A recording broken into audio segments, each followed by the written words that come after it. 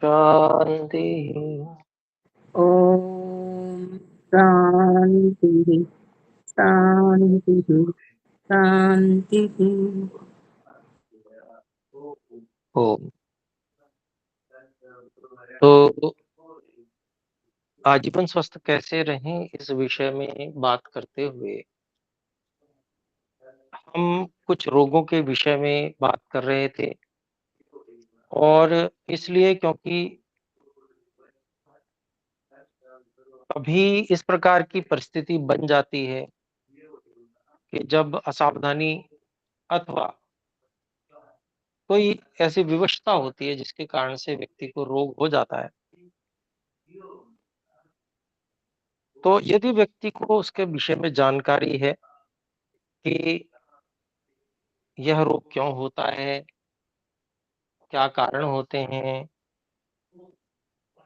और उसके क्या लक्षण होते हैं, तो वो रोग को शीघ्रता से पहचान कर और उसका क्या उसपे उपाय किया जा सकता है उसके विषय में जानता है, तो आरंभ में ही जब उपाय कर लेता है तो रोग हट जाता है। अन्यथा जब देर पे देर होती जाती है तो वो रोग वही पुराना होके बहुत घातक बन जाता है। तो इसलिए रोगों के विषय में जानना भी बहुत आवश्यक है। इसी संदर्भ में हमने क्षत क्षीर्ण चिकित्सा और ये जो क्षत क्षीर्ण नाम का रोग होता है, जिसे उरह क्षत भी कहते हैं, अर्थात फेफड़ों में घाव होना, तो इसके विषय में जानने का पिछली कक्षा में भी हमने प्रयास किया था। और इसके कुछ जो इस प्रकार के उपाय हैं, उनके विषय में भी हमने समझने और जानने का प्रयास किया था।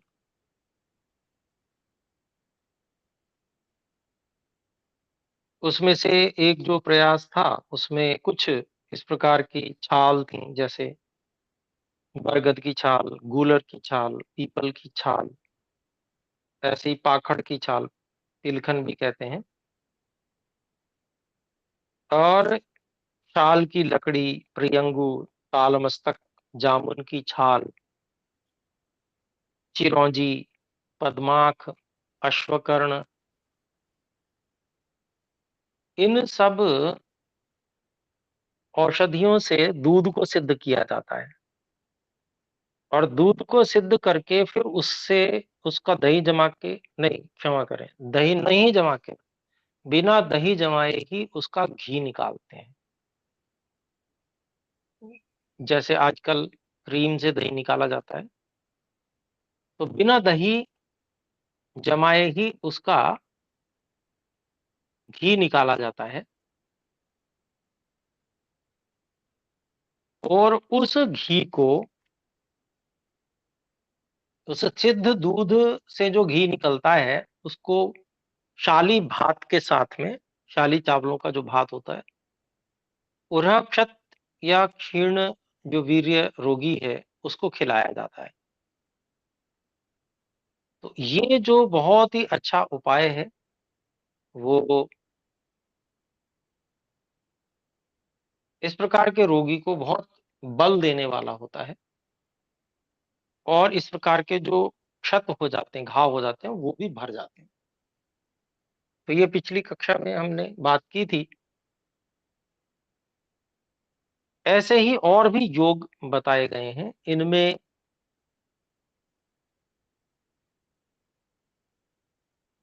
गाय के घी को मुलैठी, नागबला, इनके काढ़े से घी को सिद्ध किया जाता है। और कल्क के रूप में क्षीर का कोली, क्षीर विदारी, पिप्पली, वंशलोचन, ये सब भी उसमें डाले जाते हैं सिद्ध करने के लिए। और यथाविधि घृत पाक करते हैं। वो जो घृत सिद्ध होके बनता है, यह पुरः क्षत के लिए बहुत बढ़िया है, बहुत प्रशस्त है। आधा आधा तोला इसका सेवन कराया जाता है।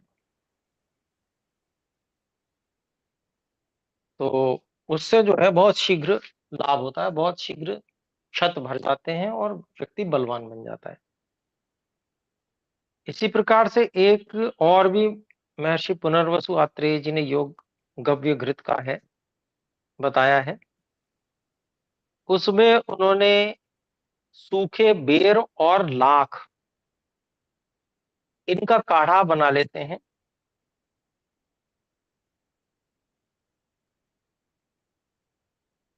और दूध भी लेते हैं। घी से 8 गुना दूध लिया जाता है।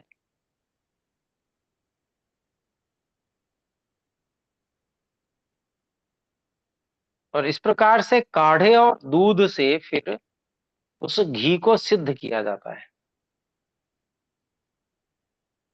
इसमें कल्क के लिए चोनाक, अरलू की छाल, दारू हल्दी की छाल, कुटची की छाल, इंद्रजौ, ये सब भी उसमें यथाविधि पाक करने में प्रयोग की जाती है।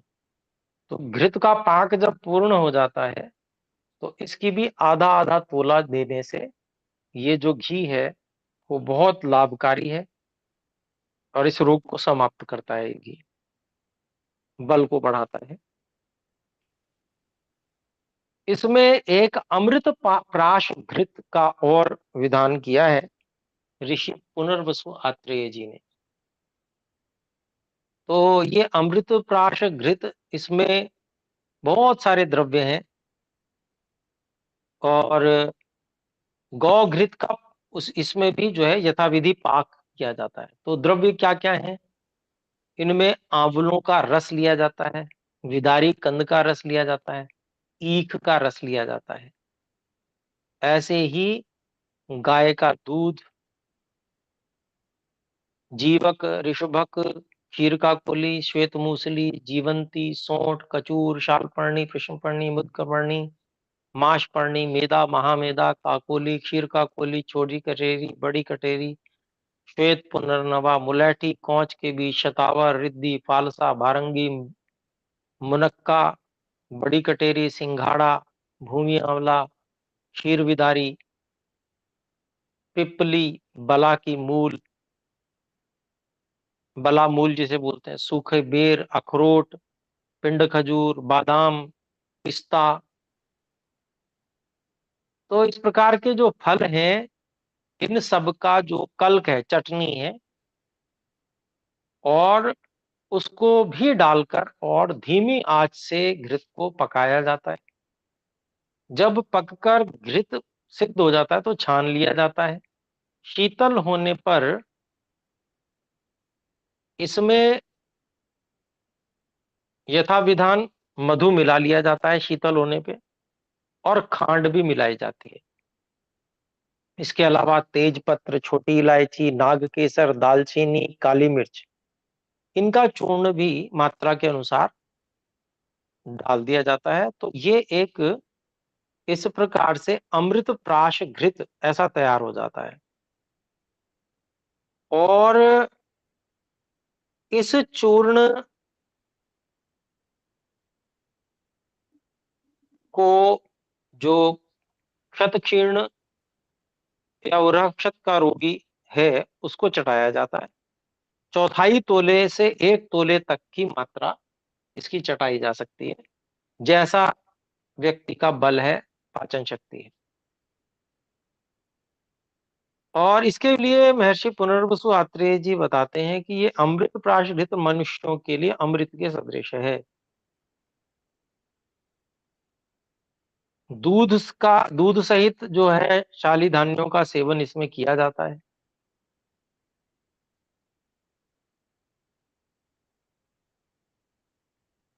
जिन लोगों में वीर्य नष्ट हो गया है, दुर्बल दुर्बल हो गए हैं,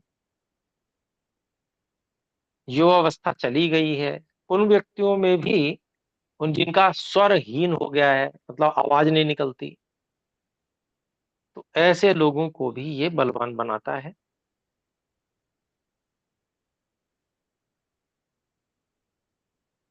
और बृहण करता है, अर्थात मांस की वृद्धि करता है शरीर में। खांसी, हिचकी, ज्वर, श्वास, दाह, तृष्णा, रक्तपित्त, कै, मूर्छा, हृदय रोग, योनि रोग और मूत्र रोगों को नष्ट करने वाला है और पुत्र प्रसव का कारण भी बनता है। तो ये सब इसके गुण यहाँ पर बताए गए हैं। ऐसे ही स्वदंष्ट्रादि घृत, इस प्रकार का एक घृत और क्षतक्षीर्ण और उरह क्षत के रोगियों के लिए यहाँ बताया है महर्षि पुनर्वसु आत्रेय जी ने। इसमें घी लिया जाता है और उस घी को यथाविध सिद्ध किया जाता है अनेक औषधियों से। तो काढ़ा बनाने के लिए पहले औषधियां होती हैं, तो पहले काढ़ा बनाया जाता है। गोखरू, खस, मंजिष्ठा, बलामूल, गंभारी, गंधतृण, दाब की जड़, कृष्णपर्णी, पलाश की छाल अर्थात ढाक की छाल, ऋषभक, शालपर्णी, तो ये सब औषधियां लेकर इनका काढ़ा कर लिया जाता है। और इनका जो काढ़ा है तो वो काढ़ा लिया जाता है और जितना घी है उससे 4 गुना ये काढ़ा होना चाहिए।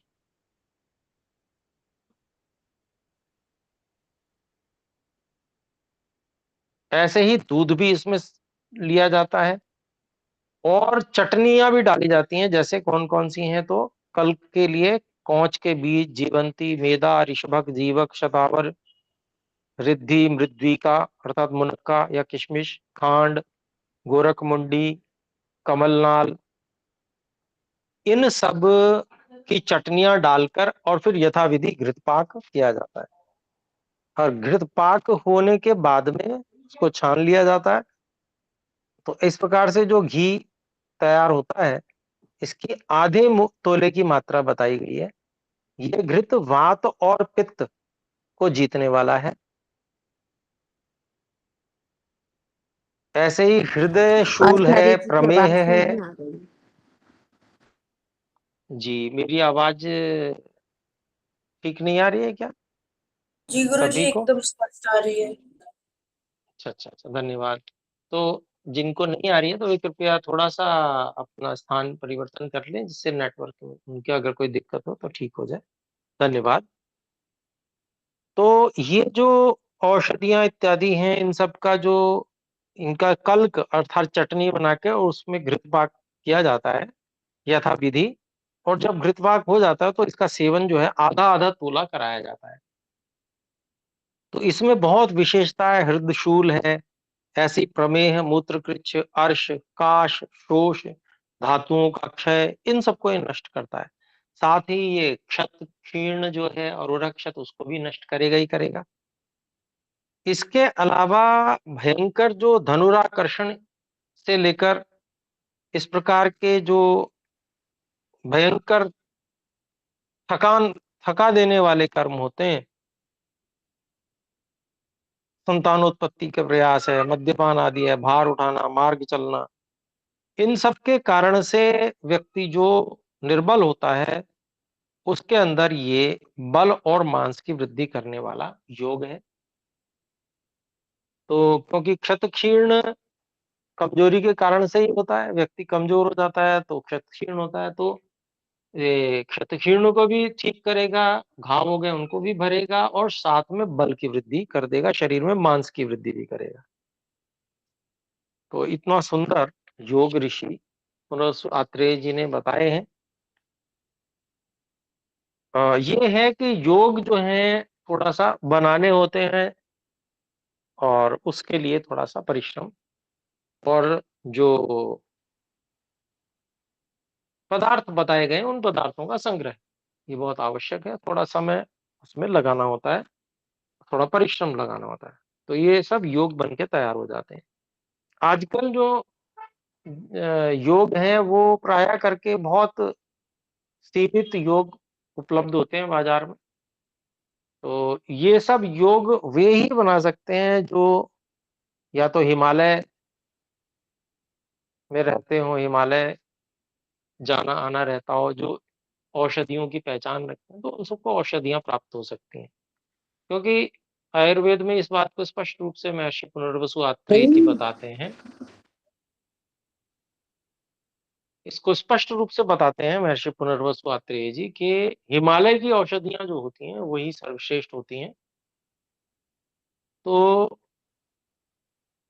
जो वहां रहते हैं अथवा जिनको औषधियों का पहचान है और वहां उनकी यात्रा होती रहती है, तो वे संग्रह कर सकते हैं औषधियों की। तो सामान्य नहीं है ये कि भाई हम जाके बाजार से खरीद लाए और कार्य हो गया, तो इतना सामान्य भी नहीं है।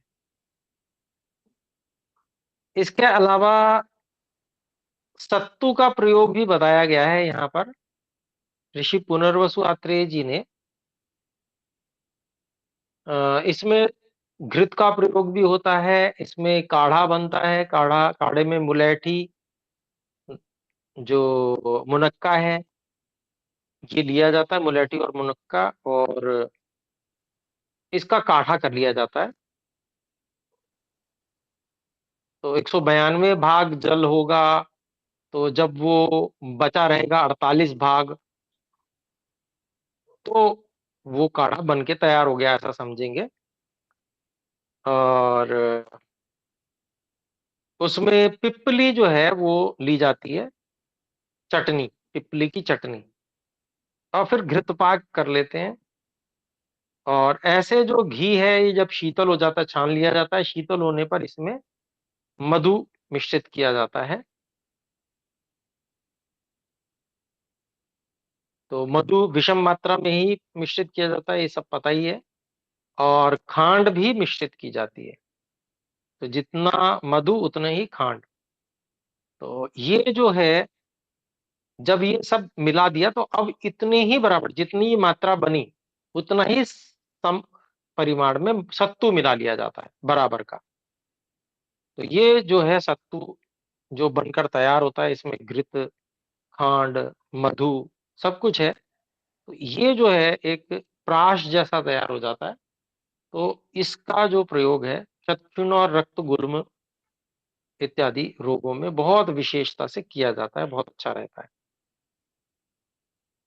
इसके अलावा और जो औषध महर्षि पुनर्वसु आत्रेय जी ने बताई है, ये विशेष औषध है। इसमें सरलता से हम बना सकते हैं, ज्यादा इसमें कठिनाई नहीं है, कम द्रव्य है। जो पिछला योग था उसमें भी कम द्रव्य थे, इसमें भी आंवले का रस है, विदारी कंद का रस है, ईख का रस है, और जीवनीय गण का काढ़ा है, घी है, और बकरी का दूध है, और उतना ही गाय का दूध भी है। तो ये जो है स्नेह पाक विधि से इनको पकाया जाता है। घी जब सिद्ध हो जाता है तो शीतल होने पर उसमें खांड और मधु मिलाई जाती है, और एक एक तोला ये रोगी को सेवन कराते हैं। तो ये यक्ष्मा, अपस्मा, रक्त पित्त, कास, प्रमेह, धातुओं की क्षीणता, इन सबको नष्ट करने वाला है। वयः स्थापक है, अर्थात आयुष्कर है, आयु को बढ़ाने वाला है। मांस, वीर्य और बल को भी बढ़ाने वाला है। तो क्षत क्षीर्ण और जो उरह क्षत है इसको तो नष्ट करेगा ही करेगा। तो इस प्रकार से ये एक योग और विशेष यहाँ पर बताया गया है। इसके अलावा और भी जो योग है, इसमें विशेषता ये है कि जब पित्त और वात का योग हो प्रकोप में, विरुद्ध योग है ये, क्योंकि पित्त उष्ण होता है और वात शीतल।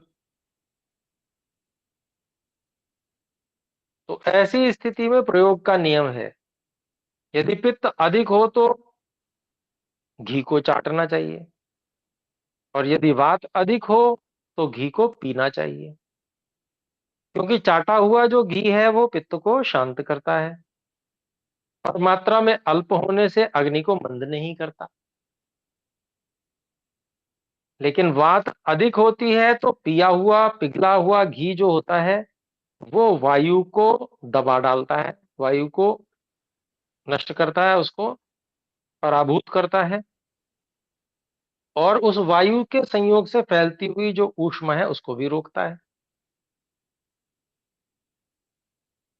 तो ये कुछ जिसको कहते हैं ना, इतने प्रकार के घी यहाँ पर बताए गए, उन घी को किस प्रकार से उपयोग में लाना है, उसका जो उपयोग का तरीका यहाँ पर विशेष बताया। और विशेष रूप से क्योंकि घृत जो है वात और पित्त का नाश करने वाला होता है विशेष रूप से, तो इस कारण से यहाँ पर अगर पित्त को जीतना हो तो क्या करना है, और अगर वात को जीतना तो क्या करना है, यहाँ पर ये बता दिया गया। पित्त को जीतना है तो घृत की मात्रा कम रखी जाएगी और उसको चाट चाट के खाया जाएगा थोड़ा थोड़ा। और यदि वात बढ़ी हुई है और वात को जीतना है तो फिर घृत पिलाया जाएगा, मात्रा कुछ अधिक होगी।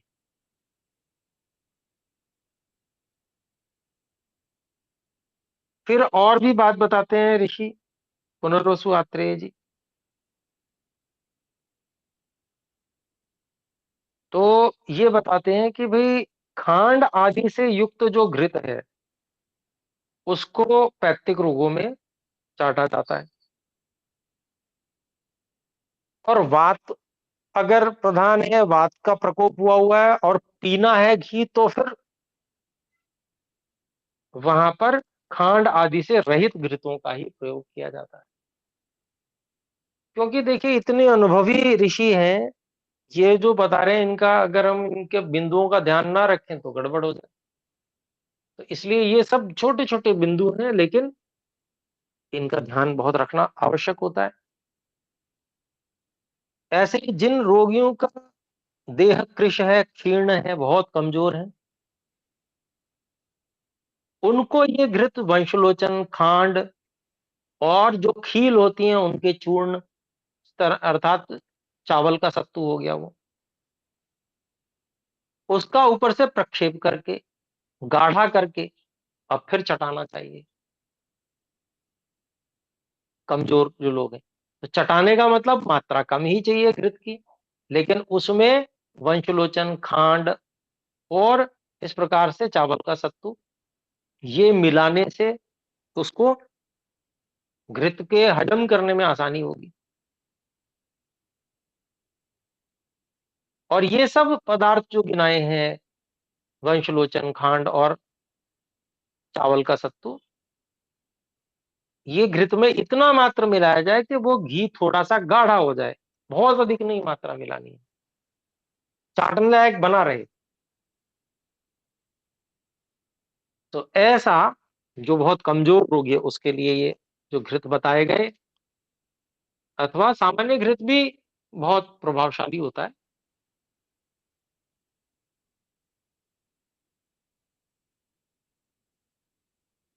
इसी प्रकार से चूर्ण मिले हुए जो गाढ़े सर्पी गुड़ हैं, उनमें एक भाग मधु मिलाकर खिला दिया जाता है और ऊपर से दूध पिला देते हैं।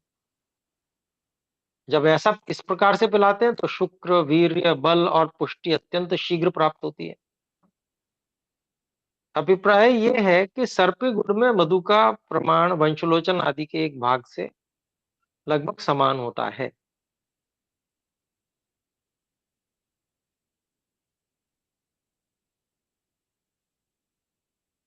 तो या फिर मधु को चतुर्थांश भी लिया जा सकता है। ये क्या स्थिति रोगी की है उसके ऊपर निर्भर करता है। वैद्य ध्यान देकर यदि उसको इस प्रकार से प्रयोग कराता है तो बहुत अच्छा प्रभाव आता है। ऐसे ही और भी बहुत सारे योग हैं अपने, जो सर्पी गुड़ बलवीर्य की वृद्धि के लिए, तो उनको हम अगली कक्षा में लेंगे।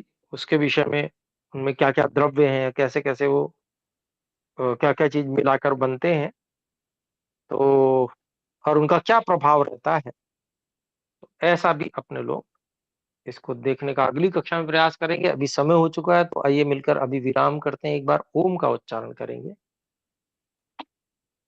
ओ ॐ ओम। सभी को सादर नमस्ते जी। नमस्ते सदगुरु जी।